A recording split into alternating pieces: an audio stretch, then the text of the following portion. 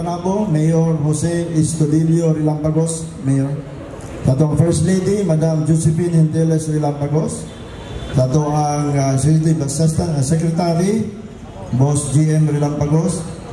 Sa ato ang City Director sa DILG sa Siyudad sa Panabo, Ma'am Yuli Balana. Sa ato ang mga ginsakpan, mga langgong konsihal, sakop sa 9th City Council, una Tadyon Dapita, Konsihal Bubot Matutino, Konsihal Omar Anain, Konsihal Jano Intiles, o ganato ang IPMR by Merlina Aranam.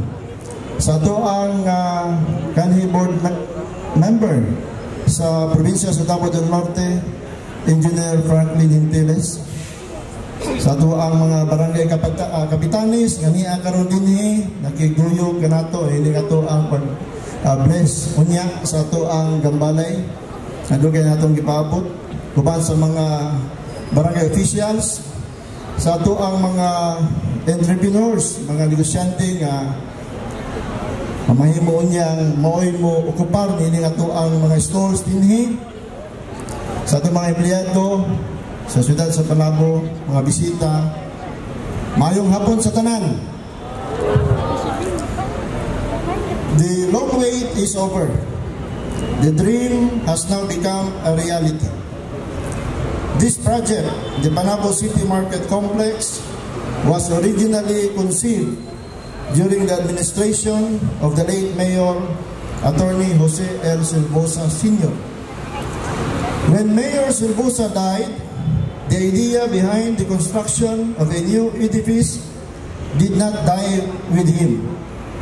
His successor, former Mayor James G. Gama, whose vision for a better Panabo was very much aligned with his predecessor, kept alive the burning desire of the Panabuans to facelift the city. But sadly, Mayor Gama was not able to do it during his term as death overtook him. Then in 2019, a new leader came in Panabo City in the person of Mayor Jose Estudillo Relampagos.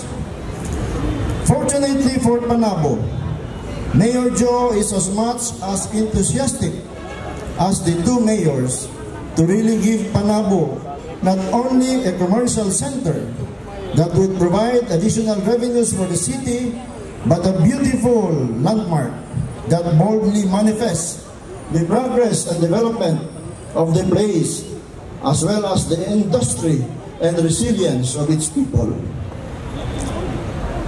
In closing the program, let us put to mind three important facts that are very much connected with the project.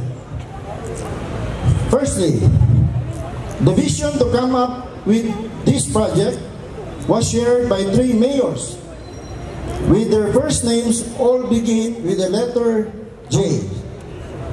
Mayor Jose Silvosa Sr., Mayor James G. Gamao, and Mayor Jose E. Relampagos. Second, the mayor who prepared and did the preliminary works was named Jose. I'm referring to Mayor Jose Silvosa Sr. And thirdly, it took another Jose, after more than 10 years, to put into reality the construction of the Panabo City Market Complex.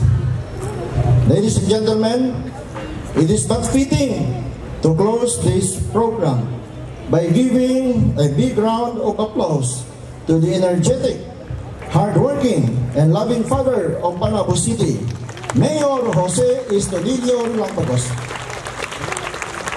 Of course, we also would like to give credit to the members of the 9th City Council, headed by no less than the City Vice Mayor, Gregorio Banjong Yodohali III, for their support for giving the necessary funding for this project.